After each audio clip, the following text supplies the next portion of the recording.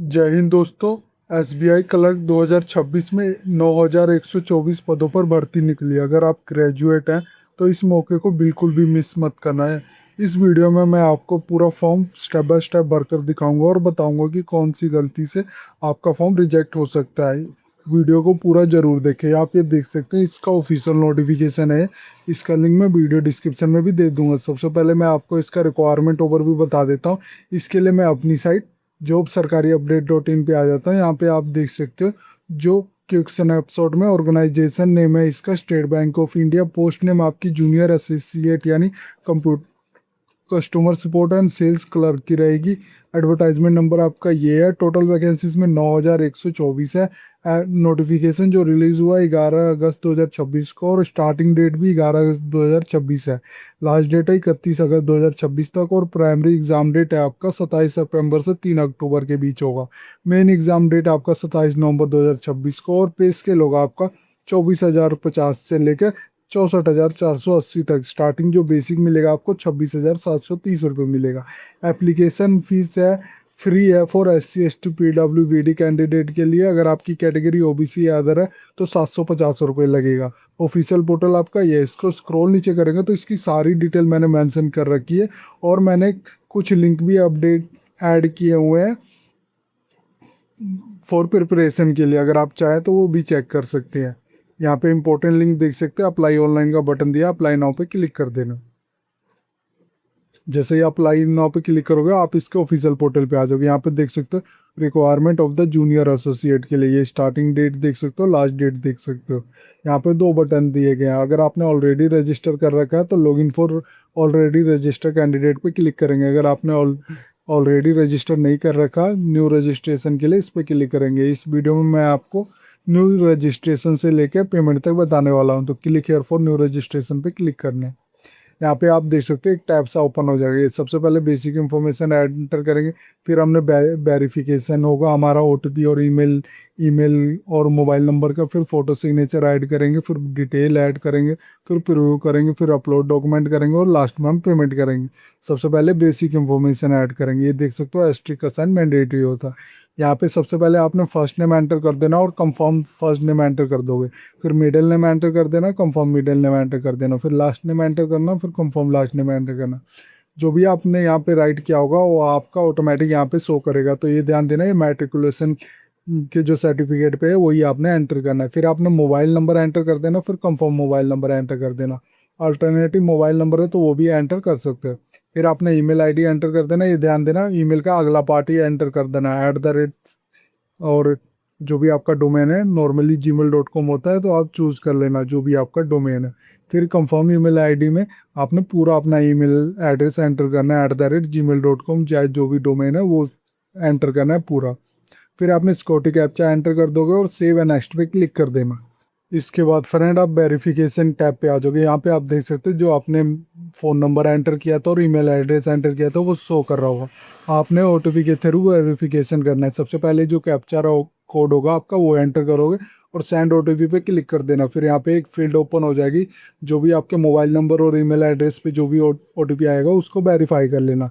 जब दोनों वेरीफाई हो जाएंगे तो नेक्स्ट पे क्लिक कर देना। इसके बाद फ्रेंड आप फोटो और सिग्नेचर टैब पे आ जाओगे। यहाँ पे आप देख सकते हो आपका रजिस्ट्रेशन नंबर शो कर रहा होगा और पासवर्ड। एक चीज़ और ध्यान देना, आपको ईमेल के थ्रू भी आपका रजिस्ट्रेशन नंबर और पासवर्ड सेंड कर दिया गया होगा तो उसे सेव करके जरूर रख लेना। फिर यहाँ पे आप देख सकते हो candidate are required to capture and upload their photograph इधर बाय यूजिंग वेब कैमरा या मोबाइल फ़ोन। आपको अपना लाइव फ़ोटो कैप्चर कराना होगा, या तो आप अपने मोबाइल के थ्रू कर सकते हो या फिर वेब कैमरा के थ्रू। सबसे पहले आपने रिसेंट पासपोर्ट साइज़ फ़ोटोग्राफ आपने अपलोड करोगे, चूज़ फाइल करके अपलोड कर लेना। गाइडलाइन देखनी है फ़ोटो गाइडलाइन तो वो भी आप देख सकते हो। ये आप देख सकते हो इनवैलिड गाइडलाइन है ये। अगर वैलिड फ़ोटो आपकी ऐसी होनी चाहिए, टिप्स भी दिए गए हैं तो देख लेना। फिर अपलोड कर लोगे। फिर आपसे पूछा गया या तो आपने कैप्चा फ़ोटो करना अपने वेब कैमरा के थ्रू करोगे या लाइव, या फिर आपने मोबाइल के थ्रू QR कोड स्कैन करके आपको एक लिंक मिलेगा उसको ब्राउज़र में पेस्ट कर देना। फिर आपको रिडायरेक्ट कर देगा इस सेम पेज पे। यहाँ पे आप अपना लाइव कैमरा के थ्रू अपना फ़ोटो कैप्चर कर सकते हो मोबाइल के थ्रू, ये स्कैन QR कोड करके। फिर आई कंफर्म पे क्लिक कर देना। फिर यहाँ पे आपने सिग्नेचर अपलोड कर दोगे, ये ध्यान देना ये कैपिटल या ब्लॉक लेटर में नहीं होना चाहिए। चूज फाइल करके अपना सिग्नेचर अपलोड कर देना, फिर आई कंफर्म पे क्लिक कर देना और नेक्स्ट पे क्लिक कर देना। इसके बाद फ्रेंड आप डिटेल टैब पे आ जाओगे। सबसे पहले आपने बेसिक इन्फॉर्मेशन एंटर करेंगे, फिर हम क्वालिफिकेशन, एक्सपीरियंस और लैंग्वेज एंटर करेंगे। सबसे पहले बेसिक डिटेल में हमने अपना सर्कल चूज कर लेना है जिसमें अभी हम अप्लाई कर रहे हैं। यहाँ पे आप देख सकते हो सारे दिए गए हैं, जिसमें भी आप अप्लाई करना चाहते हो वो जरूर चूज कर लेना। और ये ध्यान देना उसकी लोकल लैंग्वेज आपको आनी चाहिए, ठीक है। फिर ये देख सकते हो कोई भी चूज़ कर लेना, जैसे मैंने चेन्नई चूज़ किया। सर्कल प्रेफरेंस, यहाँ पे आप state UT want to apply, यहाँ पे चेन्नई का देख सकते हो, तमिलनाडु आ जाएगा। Local language for language proficiency test आपका तमिल में होगा, ये ध्यान देना। यहाँ पे आपने चूज़ कर सकते हो जो भी आपने यहाँ पे दे रखे हैं सारे, ये आप चूज़ सकते हो। लखनऊ भी चूज़ कर सकते हैं, यहाँ पे आप देख सकते हो उत्तर प्रदेश। फिर लोकल प्रोफिशिएंसी जो टेस्ट होगा आपका हिंदी या उर्दू में होगा, तो आप वो भी चूज़ कर सकते हैं। फिर यहाँ पे पूछ रहे डू यू हैव ए 10 या 12 standard marks certificate evidence having study specific up to local language, आपने स्टडी किया इसका 10th या 12th में सर्टिफिकेट पे मेंशन है आपका जो भी लोकल लैंग्वेज है, तो आपने बता देना है येस या नो पे, ठीक है। फिर इसके बाद आपने कैटेगरी चूज़ कर लेना है, जो भी कैटेगरी आपकी आती है। जैसे मान लो general, EWS, OBC, SC, ST दिया गया। एक चीज़ ध्यान देना, जब आप कोई भी कैटेगरी चूज़ कर लोगे तो आप एक पॉपअप में एक मैसेज आएगा जिसको दिया गया है कि एक बार जब सबमिट कर दोगे तो आप अपनी कैटेगरी चूज दोबारा नहीं विथ चेंज कर सकते, तो ये ध्यान देना। जैसे मान लो कि आपने जनरल, ईडब्ल्यूएस, ओबीसी चूज़ किया तो आपका नॉर्मल आ रहा होगा, सब कास्ट डिसेबल होगा। जैसे आपने ओबीसी या एससी एसटी चूज़ किया तो आपने यहाँ पे सब कास्ट आपने राइट करना होगा। फिर यहाँ पे आप देख सकते हो are you train apprentice of SBI, अगर आपने अप्रेंटिस किया हुआ है एसबीआई में तो यस कर लोगे। तो ये कुछ फील्डें इनेबल हो जाएगी जिसमें आपने टाइम पीरियड ऑफ अप्रेंटिस, जो स्टार्टिंग डेट थी वो आपने मेंशन करोगे। फिर लास्ट डेट था एंड डेट, वो आपने मेंशन करोगे। फिर एक आईडी मिलता है HRMS आईडी, है तो जो अप्रेंटिसशिप इन एसबीआई में मिला था वो आपने एंटर कर दोगे। अगर आपने अप्रेंटिसशिप एसबीआई में नहीं किया तो सिंपली नो पे क्लिक कर देना, ये डिसेबल हो जाएंगे। फिर यहाँ पे पूछ रहा है are you person with benchmark disability 40% है उससे ज़्यादा, अगर आपको डिसेबिलिटी हो तो यस कर लेना। फिर टाइप ऑफ डिसेबिलिटी चूज़ कर लेना, यहाँ पे सारे मेंशन किए गए हैं। फिर ओके पे क्लिक कर देना। फिर सब टाइप ऑफ डिसेबिलिटी आप चूज़ कर सकते हैं, ये देख सकते हैं बेस्ड ऑन डिसेबिलिटी आपके शो करेंगे ये सारी फील्डें। अगर आप पीडब्ल्यूडी कैंडिडेट नहीं हो तो सिंपली नो पे भी क्लिक कर सकते हैं।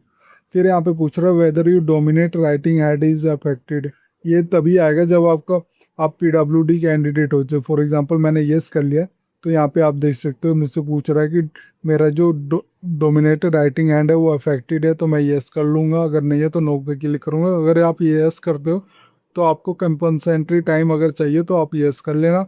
Are you suffering from cerebral palsy, your writing speed is affected है अगर आपका, तो यस कर लोगे। Is yes do you need a compensatory time at the time of the examination में, अगर आपको कंपनसेंट्री टाइम चाहिए तो यस कर लेना। Do you intent to use of scribe, अगर आपने यूज़ करना है तो यस कर लोगे। गाइडलाइन ऑफ स्क्राइब भी यूज़ पढ़ सकते हैं। I accept guideline for scribe, जरूर पढ़ के एक्सेप्ट कर लेना। यहाँ पे आप देख सकते हो अगर आप पीडब्ल्यूडी कैंडिडेट नहीं हो तो सिंपली नो पे क्लिक कर दोगे तो ये जो भी है ये सारे डिसेबल हो जाएंगे, ये देख सकते हो। फिर यहाँ पे पूछ रहा are you person specific disability cover under the definition of sect 2 of the RPWBD और एक्ट 2016, अगर स्पेसिफिक डिसेबिलिटी है स्पेशल तो आप यस कर लोगे, नहीं है तो नो करोगे। अगर यस करोगे तो do you need a compensatory, अगर टाइम चाहिए तो यस कर लेगो। Are you person specific disability cover under the act of definition of sect 2S of the RPWBD act 2016, अगर है तो यस कर लोगे, नहीं तो नो पे क्लिक कर देना। फिर यहाँ पे पूछ रहा है सर्टिफाइड आई प्रोड्यूस सर्टिफिकेट, आपको देना होगा, ये ध्यान देना। I clearly and attack the qualification of the scribe miss L B one step below my qualification, ये ध्यान देना। यस या नो, अगर आप नहीं हो पीडब्ल्यूडी कैंडिडेट है स्पेसिफिक डिसेबिलिटी तो नो पे क्लिक कर देना, ये डिसेबल हो जाएंगे। फिर आपसे पूछा रहा रिलीजन्स, जिस रिलीजन्स को आप बिलोंग करते हैं, इसमें सारे रिलीजन्स हो गए तो आप चूज़ कर लेना। Do you belong to religious minority community, अगर आपको बिलोंग करते हो तो यस कर लोगे, नहीं या करते तो सिंपली नो पे क्लिक कर देने। फिर आपसे पूछ रहा यहाँ पे नेशनलिटी आपकी ऑटोमेटिक होगा इंडियन। फिर यहाँ पूछ रहा है are you seeking relaxation under widow divorce woman judicially separated from their husband, and who are not remarried, अगर आप को रिलैक्सेशन चाहिए अंडर विडो डिवोर्स वुमन या वुमेन जुडिशली तो यस कर लोगे, नहीं तो नो पे क्लिक कर देना। फिर आर यू एक्स सर्विसमैन, अगर आप हो तो यस पे क्लिक कर देना। फिर आपने बताना are you disabled ex serviceman हो तो यस करोगे, नहीं तो नो पे क्लिक कर देना। फिर पीरियड ऑफ सर्विस आपने बताना इन मंथ में, ये ध्यान देना। Have you join a government job in civil side after availing of the benefit given by ex serviceman, अगर आपने ज्वाइन किया government job at the civil side after availing the benefit लिया है एक्स सर्विसमैन का तो yes कर दोगे, नहीं लिया तो नो पे क्लिक कर देने।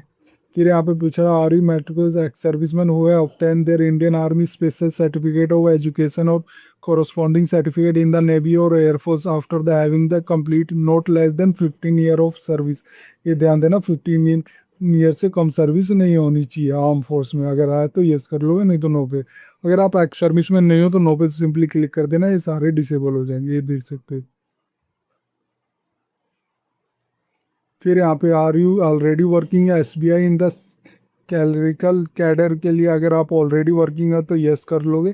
यहाँ पे आप देख सकते हो please choose are you ready work already working S B I the crucial cadre, अगर आप यस करते हो तो आपको एक मैसेज आ रहा होगा are you already working S B I the cadre के लिए शुड बी नो, नो होना चाहिए, आप ऑलरेडी वर्किंग नहीं होना चाहिए कैलरिकल कैडर के हिसाब से। Have you earlier employed in state Bank of India resign from the bank will creator cadre, अगर आप पहले वर्किंग कर रहे थे और आपने रिजाइन कर दिया जो क्लर्क कैडर के पोस्ट पे थे, यस कर लोगे तो ये देख सकते do you enrolment state Bank of India resign from the bank will clerk cadre should भी नो होना चाहिए, ये ध्यान देना चाहिए। आपने रिजाइन नहीं किया होना चाहिए अपने क्लर्क कैडर के पोस्ट से। Is there adverse report regarding character and tangents more aptitude, अगर आपका है तो यस कर लोगे, नहीं तो नो। फिर यहाँ पे पूछ रहा है स्टेट यूटी, जो भी आपका प्री एग्ज़ाम्स होगा यहाँ पे आपने चूज़ कर लेना है। सबसे पहले प्रेफरेंस 1 में जो भी स्टेट यूटी आपने चूज़ करना है वो चूज़ कर लोगे, स्टेट कोड ऑटोमेटिक आ जाएगा। फिर सेंटर ऑफ प्रेन एग्ज़ाम आपने चूज़ कर लेना, दिल्ली एनसीआर, ये आप देख सकते हो आपके स्टेट के बेस पे आपको शो करेगा, ये आप देख सकते हो, और कोड भी चेंज होता रहेगा। इसी तरह आपने state UT which preliminary examination centre belong to preference 2 आपने देना है, इसी तरह आप दे सकते हो। फिर यहाँ पे आपसे फिर पूछ रहा है यहाँ पे state UT which the main examination के लिए आपने चूज़ करना है, जहाँ पे आपने मेन एग्जामिनेशन अपना देना हो सेंटर प्रेफरेंस वो आपने चूज़ कर लेना है। इसी तरह आपने दो दो ऑप्शन है, जो भी आपने चूज़ करना है चूज़ कर सकते हैं। फिर वो बोल रहा है कि I intend to bring the following ID which appearing the examination, मैं इस आईडी को लेके जाऊंगा, यहाँ पे यस कर लेना। यहाँ पे अपने आईडी प्रूफ जो भी लेके जाओगे और एग्ज़ाम के लिए, जैसे वोटर आईडी कार्ड, उसका आईडी कार्ड नंबर एंटर कर देना, और यही आपने एग्ज़ाम जब होगा तो लेके जाना है। फिर कैंडली इंडिकेट है मिनिमम ऑफ पेपर प्री और मेन एग्जामिनेशन आप किस लैंग्वेज में देना चाहते हैं, यहाँ पे आप देख सकते हैं हिंदी इंग्लिश या हिंदी इंग्लिश या उर्दू, ये बेस्ड ऑन मैंने जो सिलेक्ट किया था उसके बेस पे, अगर आपने तमिल उमिल सेलेक्ट किया हो तो वो तमिल में भी आ रहा, तो मेरा देख सकते हो हिंदी इंग्लिश एंड हिंदी आ रहा। फिर पर्सनल डिटेल में आपने डेट ऑफ बर्थ एंटर कर दोगे, डे एंटर करोगे, मंथ ईयर आपने एंटर कर देना, जेंडर चूज कर लोगे मेल फीमेल या ट्रांसजेंडर हो। डू यू ट्विंस ब्रदर है आपके तो यस कर लोगे, फिर आपने जेंडर ऑफ ट्विंस बताना है, नेम ऑफ द ट्विंस बताना है, अगर नहीं हो तो नो पे क्लिक कर देना, ये डिसेबल हो जाएंगे। फिर मैरिटल स्टेटस बताओगे, मैरिड हो अनमैरिड हो कि दो डिवोर्स जो भी है, और आप अनमैरिड हो तो अनमैरिड पे क्लिक कर देना। आधार कार्ड नंबर आपने एंटर कर देना, कॉन्सेप्ट ऑफ आधार वेरिफिकेशन अगर करना है तो येस कर दोगे, नहीं तो नो पे क्लिक कर देना। फिर फादर नेम आपने एंटर कर देना, मिडिल नेम है तो वो एंटर कर देना, लास्ट नेम है तो वो एंटर कर देना। इसी तरह मदर नेम को फर्स्ट नेम एंटर कर देना, मिडिल नेम है तो वो एंटर कर दो, लास्ट नेम है तो वो एंटर कर देना। स्पोज नेम आपका डिसेबल आ रहा है क्योंकि आप मैरिड नहीं हो, अगर मैरिड हो तो आपका स्पोज नेम भी इनेबल होता है, इसमें आपने एंटर कर सकते हो।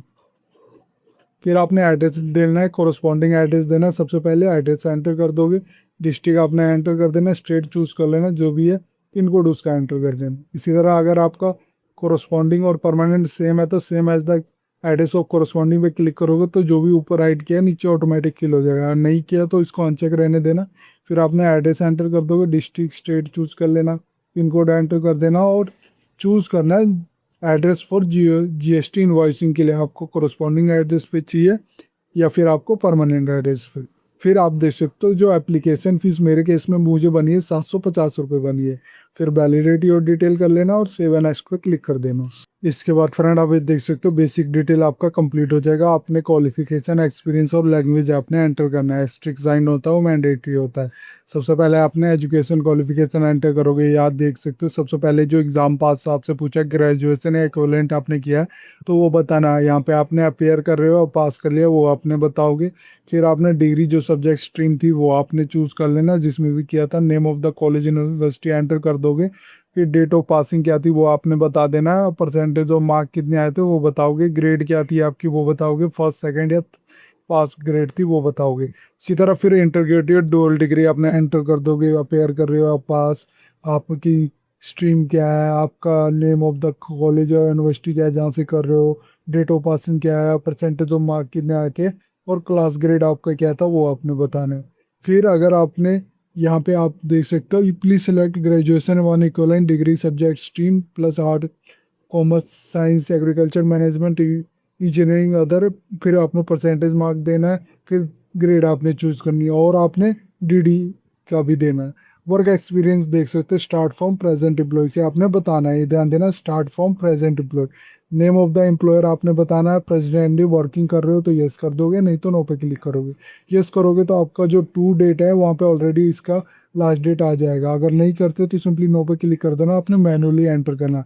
नेम ऑफ द एम्प्लॉयर क्या है, डेजिग्नेशन क्या है, टोटल पीरियड ऑफ सर्विस क्या है वो बताओगे। नेचर ऑफ ड्यूटी क्या थी, रीजन ऑफ लिविंग क्या था, ईयर ऑफ एक्सपीरियंस ऑटोमेटिक आ जाएगा। Total work experience all column का इसमें आ जाएगा। फिर यहाँ पे अदर डिटेल ये देख सकते हो। मेरे केस में डिसेबल है क्योंकि मैंने पीडब्ल्यूडी कैंडिडेट नहीं हूँ। अगर आप होगे तो आपको ये इनेबल होगा, चूज़ कर लेना अपने अकॉर्डिंग। फिर आपसे पूछ रहे हो लैंग्वेज जो आपको आती है। मेरे केस में हिंदी मैंडेटरी है तो मुझे रीड करने आती है, राइट करने आती है, स्पीक करने भी आती है।